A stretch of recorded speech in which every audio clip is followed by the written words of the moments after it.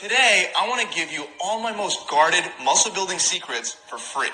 I'm also going to do my best to make all these tips unique, so it's not going to be the same old stuff that you've heard over and over again, like simply telling you to eat more protein. With that said, let's start with the very first tip, which is to incorporate periodization.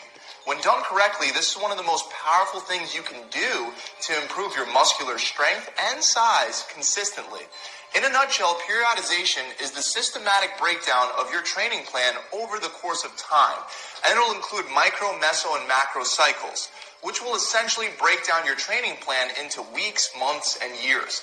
But instead of explaining to you every possible way that you could incorporate different cycles of periodization, I'd rather give you guys a simple, actionable plan to consistently make progress using the exact periodization strategy that helped me the absolute most.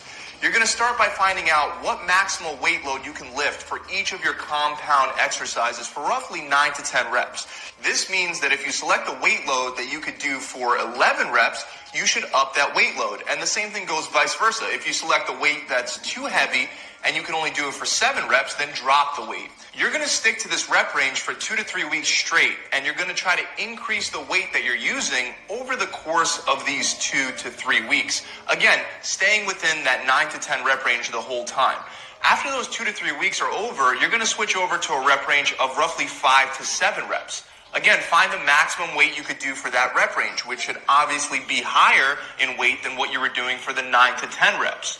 Now, you're going to stick to this new rep range for another 2 to 3 weeks. Once again, you're going to be trying the whole time to up the weight whenever you can, as long as you can stay within that 5 to 7 rep range. Finally, after you're done with those weeks, you're going to do a rep range of 3 reps for all those compound exercises, again, for 2 to 3 weeks before switching back to the original 9 to 10 rep range. When you come back to the 9 to 10 rep range, you'll notice that you're going to be significantly stronger and you'll be able to lift more weight. And you just continuously work through these cycles. Every time you come back to an old rep range that you did before, you want to try to increase your weight load, even if it's by 2.5 pounds. This method helped me break through some of my biggest plateaus that I've experienced with building muscle. Literally do exactly that, and I promise you, you won't be disappointed with your results. Let's move on to the second tip. Increase meal frequency. Now, I know this goes against my typical advice that I give for fat loss. For fat loss, meal frequency doesn't matter that much, but building muscle requires a lot of calories. Especially if you're struggling with building muscle, you're going to need to eat a lot of food. The only way that you're going to be able to eat enough throughout the entire day is by eating more often. As you build more muscle, the only way you're going to be able to continue building muscle is by continuing to up the amount of clean food that you're consuming throughout the day. When I was at my biggest at 230 pounds, I was eating 8 to 9 times a day, waking up in the middle of the night to have an additional protein shake to keep my body in a constant muscle building mode. When you first start bulking up, you don't have to start with 8 to 9 meals a day. You could probably start with 4 or 5 meals a day, but as your muscles grow, your diet will have to grow as well. So I need you to get used to being uncomfortable with the amount of food that you have to eat, and I want you to get used to the feeling of being really full. Just like feeling hungry when you're cutting, it's a necessary sacrifice that you have to make to hit your goals. I know right now intermittent fasting is very popular, and I'm actually a big fan of intermittent fasting, but I don't recommend intermittent fasting if you seriously want to build as much muscle as fast as possible, because it's only going to make it harder to eat the amount of calories required per day. Let's move on to tip number 3, which is to increase your carb consumption. This is a very important piece of advice that most guys are not following. Most beginners are obsessed with protein consumption, which leads them to completely ignore the other essential macronutrients. Of course, protein is important, but 3 to 6 ounces of a protein source per meal should be enough. Carbs you're going to want to increase higher, especially if you're a hard gainer. And when I say increase your carb consumption, I don't mean eat more sweets. I'm talking about only eating low glycemic, healthy sources of carbohydrates like brown rice, sweet potatoes, yams, buckwheat, barley. You get the idea. There are 2 reasons why you want to increase your carb consumption. The number 1 reason is because carbs are very insulinogenic. And when you're trying to build muscle as opposed to burning fat, you actually want to increase your insulin levels. Even though insulin will transfer energy into your fat cells, It is also the hormone that transfers energy and nutrients into your muscle cells. This ultimately spares muscle breakdown and it helps your muscles grow. The second reason why you want to have more carbs in your diet is because you'll constantly be refilling the glycogen stores in your muscles, allowing you to lift more weight and have more intense workouts at the gym. Carbs will help give you that push that you need to consistently make progress with your total training volume. As easy as it might sound to simply eat more carbs, when you're having the types of carbs that I just laid out for you multiple times a day, you'll find that it's definitely not easy. But it's worth it because those carbs will allow you to have more intense workouts, which brings us right into our next tip. If you're a natural trying to build more muscle, it's critical for you to focus on increasing intensity over time. The best way to increase intensity is by progressively lifting heavier and heavier weights. You have to focus on incrementally increasing the amount of weight that you put on the bar or on dumbbells. This is why the first tip that I started with was periodization, where I laid out exactly what to do to consistently increase your strength and your muscle size. But even if you don't follow that exact method, you have to prioritize increasing the intensity by increasing the weight load used over time for every one of your workouts. When you make lifting heavier and heavier weights over time a priority, you're setting up one of the best situations to build more muscle as a natural. The next tip is to increase training frequency. This means that you want to increase the amount of days per week that you're actually hitting the same muscle group or the same muscle groups.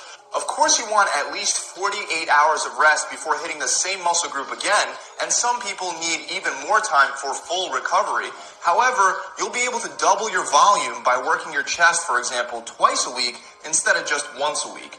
An easier way to understand this is if you're normally doing chest days and you're getting in 12 sets, by doing it twice a week, you're going to be able to do 24 sets a week instead of just the 12 sets you would get by just doing it once a week. More overall work or volume throughout the week will lead to more overall results for naturals. Try hitting each of your muscle groups at least twice a week. To accomplish this, you would want to do this in a split training style. And this is actually my next tip. For muscle building purposes, to strictly gain size, you're going to be better off with a split training routine rather than a full body routine. Great split training routines include combining chest, shoulders, and triceps. Then on a separate day, you could do back and biceps. And then on a separate day, you would do legs. Also, you could do opposing muscle groups, like you could split it up where you would do chest and back one day, then legs the next day, and then arms, which would include shoulders, biceps, and triceps on a separate day. Then, if you're trying to do this twice a week, you would just repeat going back to that very first day.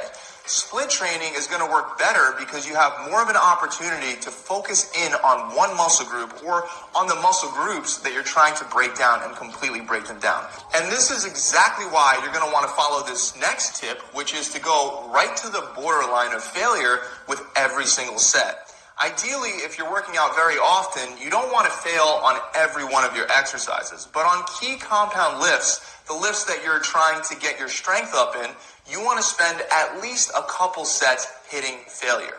Failure is not the point where it's getting too difficult and starting to burn, so you just rack the bar. That is not failure. Failure is right before you literally can't lift the bar up anymore, and the bar is one rep away from coming down and crashing down on you.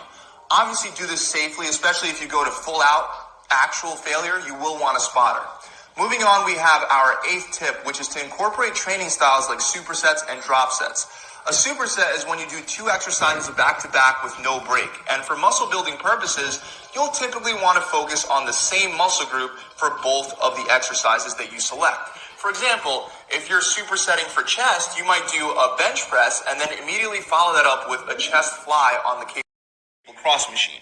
With drop sets, you start with your heaviest weight, and after being right at the point of failure, you rack the weight, drop a little bit of weight off the bar, and continue for more reps. You can repeat this process of bringing yourself to failure and dropping the weight down multiple times to fully exhaust the muscles that you're working on. Tip number 9 is to stick to mostly compound exercises involving free weights, or if you must, use a machine that has a free range of motion. You don't want the majority of your workout to be made up of the selectorizer equipment because all those machines are locked into a range of motion. You won't get the kind of results you can get from using barbells, dumbbells, and just free range equipment if you're using selectorizer machinery.